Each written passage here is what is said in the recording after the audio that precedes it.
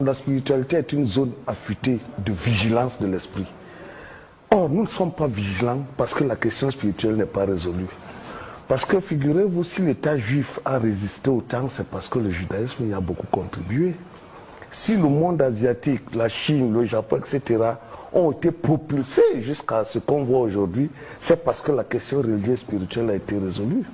Quand vous perdez cette chose-là qu'on appelle la spiritualité et la religion, vous devenez incapable de réagir et d'avoir une volonté sereine, provocante, participatrice et déterminante.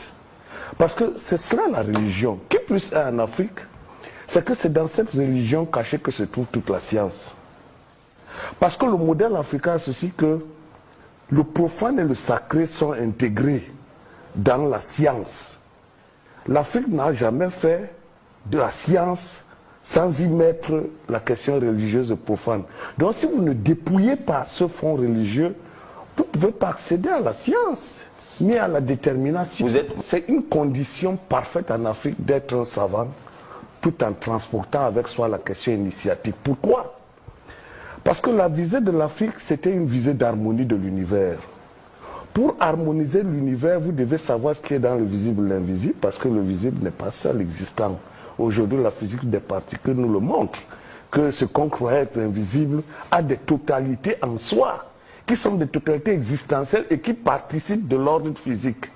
Donc, du coup, il était difficile de dire non, comme en Occident, parce que vous savez, en Occident, la métaphysique a rejeté la science a rejeté la métaphysique, alors qu'en Afrique, la métaphysique et la science participent d'un seul modèle. Ce qui s'est passé, c'est le paradigme, c'est les sciences de l'esprit. Si nous ne savons pas ce qui se passe dans le cerveau de l'homme blanc, nous ne comprendrons pas pourquoi on en est arrivé là. Le paradigme de l'Occident est fondé sur ce qu'on appelle le modèle de Descartes. C'est ça ou ce n'est pas ça. Ce sont les fidèles ou ce sont les infidèles. Ce sont les civilisés ou ce sont les indigènes. Son paradigme a pour but de contrôler la vélocité des autres et de les réduire à néant. Parce que si vous ne comprenez pas que l'Occident esclavagiste, depuis la Grèce et même bien plus avant, est fondé sur l'enjeu de la domination comme mode d'être, vous n'aurez pas bien compris ce qui nous arrive. L'Afrique n'a pas comme mode d'être la domination et l'expansionnisme. La domination et l'expansionnisme dont Cheikh Anta Diop nous dit que ça vient du nomadisme ancestral, veut que les peuples qui se sont déplacés ou bien qui ont vécu dans des conditions extrêmement misérables aient le goût du risque et le goût de la guerre. L'Occident est guerrier par essence et il est fondé à être expansionniste. L'Afrique n'a pas été fondée à être guerrière, elle a été fondée à l'harmonie de l'univers, entendue comme deux cycles qui s'affrontent. Le visible et l'invisible, le bien, le mal, le jour, la nuit. Donc il faut trouver une synthèse qui se fait voir dans ce qu'on appelle le tiers inclus. L'Afrique pense que ce n'est pas seulement ça, c'est pas seulement l'autre. C'est pas une vision dichotomique. C'est ça le paradigme africain. Parce que l'Asie, c'est le yin et le yang.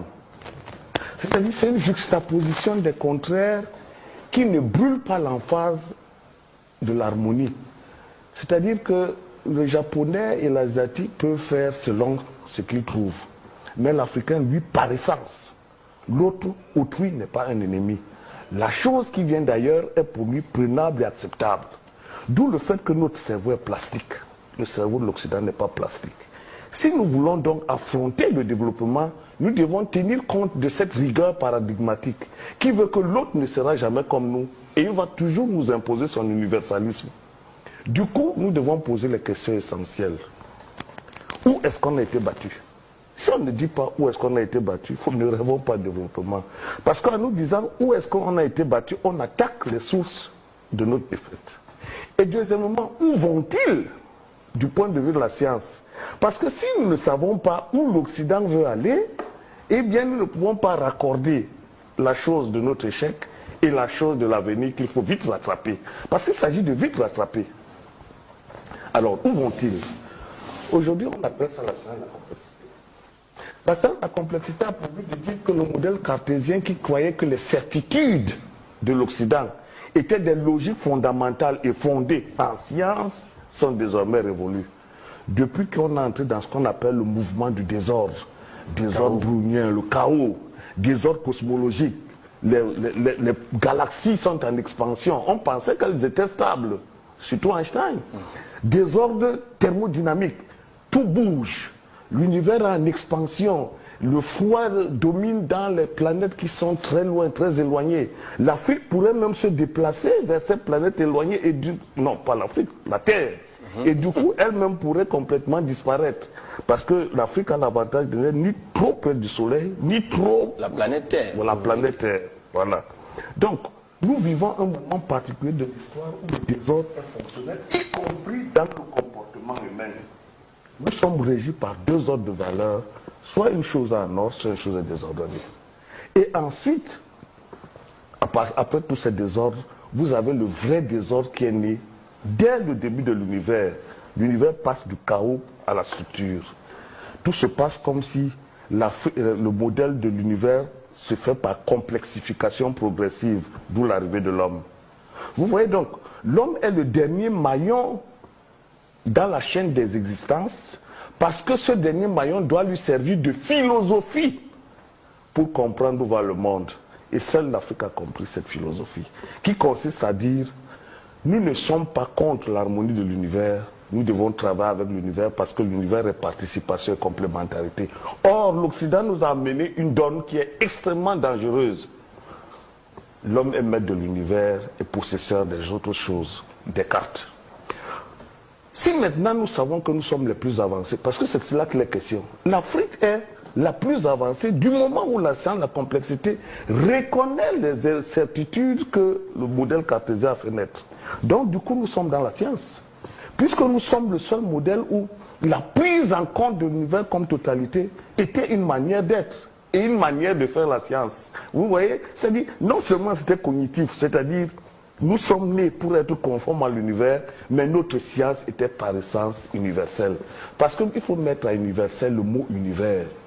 Si tu ne fais pas comme l'univers, ta chose t'appartient, elle est subjective, n'en fais pas une chose universelle. Je termine sur le dernier point. Nous avons été battus où? La religion n'a pas été résolue, c'est pour ça que tout le monde peut nous mettre en difficulté. La religion n'est pas... On a donc été battus sur le terrain de la religion. C'est parce que la chrétienté n'est pas entrée en Asie que l'Asie a réussi. Hein. Elle serait entrée là-bas en 1452 comme le missionnaire le voulait, que l'Asie aurait été retardée comme nous. Parce qu'il s'est agi d'un rabotage de la conscience. En plus, il y a la question de la science. Nous avons été battus en science. Ça veut dire quoi être battus en science? Ça veut dire que quand nous répétons le modèle de l'autre, nous ne sommes pas scientifiques. Nous sommes les répétiteurs du modèle de l'autre. Puisque nous, on nourrit son modèle sans nourrir le nôtre. Si nous voulons être scientifiques, nous devons refonder la science qui a été celle du Mali et de l'Égypte. Et là, je reviens à vous. Et enfin, les institutions. Vous faites les institutions des autres, vous êtes battus. Il nous faut refaire nos institutions. Il a dit trois choses qui nous semblent fondamentales. Un, il a parlé de ce cordon ombilical là. Nous sommes dans les croyances et dans la métaphysique. Nous sommes dans la religion. Étant entendu, certes qu'il ne s'agit pas de religion de type le Coran ou la Bible, mais nous sommes dans la croyance métaphysique. Ensuite, il a parlé de cette capacité de prendre ailleurs. Mais pour prendre ailleurs, il faut avoir pour soi-même. Rationaliser, pas intuitivement. Parce que pour prendre ailleurs, il faut sélectionner. Il faut sélectionner. Mais comment le cerveau sélectionne-t-il? Le cerveau encode des stimuli.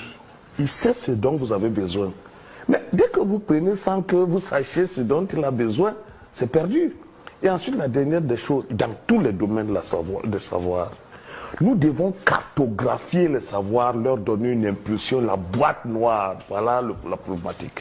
Il nous faut une boîte noire, comme l'Occident a sa boîte noire cartésienne, comme l'Asie a sa boîte noire bouddhiste, comme Israël a sa boîte noire juive, comme les Arabes ont leur boîte noire islamique. Jamais l'un sans l'autre. Je termine là. Parce que vous savez, quand un Africain vous dit qu'il est africain, tout en étant chrétien ou musulman, il se trompe d'adresse. Parce que le juif n'est que juif, monsieur. Vous ne pouvez même pas lui demander de céder une parcelle. L'arabe est arabe, monsieur. Si vous enlevez l'islam, il n'est plus arabe. Pareil pour le japonais. Il n'y a que chez nous où cette confusion, cette mauvaise confusion de genre nous tire vers le bas en nous faisant adopter les catégories mentales des autres qui par ailleurs sont déjà désordonnées ailleurs. Réduisez sa chute. Si vous dites au cerveau que vous ne voulez pas être riche, il va vous dire moi-même je ne voulais pas être riche. Si vous lui dites que je serai riche, il exécute. Le cerveau fonctionne par la volonté. Et cette volonté ne peut être que spirituelle. Je vous explique pourquoi. L'Occident du 9e au 14e siècle est dominé par l'islam. C'est l'islam arabe qui lui enseigne d'où viennent ses ancêtres. L'Occident arabe découvre ses ancêtres par les Averroès, tous les savants là qui sortent en Andalousie. Voilà, en Andalousie, surtout dans la zone d'Andalousie. Alors l'Occident dit que, mais si ce sont mes ancêtres qui ont tout fait, je fais quoi avec les Arabes? C'est ça la Renaissance. On recommence à étudier la Grèce et Rome. On reporte sur la Grèce et Rome les capacités d'initiative nouvelles. On réétudie Platon, on réétudie Aristote, on réétudie les mœurs métaphysiques de la Grèce et ça donne ce que vous voyez, le siècle des Lumières. C'est pour ça que je vous dis, ne vous trompez pas. Périclès. Bien sûr. Nous, c'est pareil. Le Mali a été première puissance du monde. Tombouctou, c'était tout le monde y venait. C'est de là que vient tout ce monde arabe qui va coloniser l'Andalousie. L'Égypte pharaonique, pareil. Mais qu'est-ce qui a créé ça? C'est pas la discipline pour la discipline. C'est la spiritualité qui était en vogue. La preuve, il n'y avait pas de prison. Comment vous pouvez avoir 500 millions d'habitants dans un empire comme le Mali sans une seule prison? Sans qu'il y ait un seul chômeur? Mais posez-vous des questions. Les calculs de Louise-Marie Diop-Maïs nous disent que avant la colonisation, il y avait 800 millions d'habitants dans cette Afrique que vous voyez. Presque le même taux qu'aujourd'hui. Comment le Cameroun qui a 20 millions d'habitants a les prisons pleines et comment un empire de 500 millions d'habitants n'a pas de prison, y compris dans nos villages actuels où il n'y a pas de prison? Parce que c'est une vision du monde différente. C'est pour ça qu'ils se sont développés. Et lorsque le christianisme et les missionnaires sont arrivés, ils ont cassé la mouvance et on a des retombées d'une élite malsaine, incompétente, qui triche partout, qui va chercher tout. Et brusquement, vous ne pouvez pas avoir de développement. Et qui se reproduit aussi. Vous ne pouvez pas avoir de développement face à une élite comme celle-là. Donc il nous faut refaire la Renaissance. N'oublions pas que l'occidental ne vient plus maintenant. Il se fait remplacer par nous-mêmes. Mais par nous-mêmes, c'est pour ça qu'on doit faire la Renaissance, exactement comme ils l'ont fait avec le monde arabe qui les a sauf que colonisés. vous avez des contempteurs pour emprunter aux profs qui, lorsqu'ils essayent de vendre une autre vision de l'Afrique, ce sont des Africains qui s'opposent à lui. D'abord. Mais c'est d'autres Mbombok qui vont s'opposer à toi, Mbombok. Oui, mais la Renaissance ne s'est pas faite facilement. Vous avez entendu Galilée, il a failli à mourir. Son ami Giordano Bruno a été brûlé. La chasse aux sorcières, l'Inquisition. Mais la résistance a toujours été. Je vais dire que ce que vous voyez n'est pas fatal. C'est même parce qu'il y a ça que nous devons résister. Le deuxième principe de la thermodynamique, c'est le désordre. Le désordre, si vous ne l'arrêtez pas et vous ne mettez pas en marche une égantropie, comme on dit, vous êtes mort. Parce que c'est une loi naturelle, la mort. Une société qui ne s'éveille pas à sa vie décède. Pourquoi ils sont sur nous? Parce qu'on est un cadavre. Quand un cadavre est pourri, les mouches viennent. Et pour que les mouches ne viennent pas, il faut renaître. Pour renaître, il faut reconstruire mentalement et scientifiquement la société. D'où le travail de Cheikh Anta Diop. Je vais prendre la définition pour terminer de l'Afrique.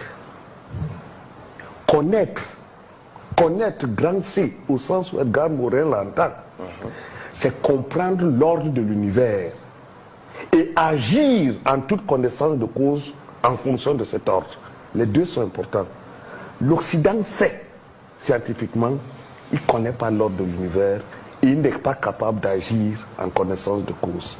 C'est la seule définition de la connaissance qui puisse exister, que l'Afrique, les maîtres de la connaissance ont donnée.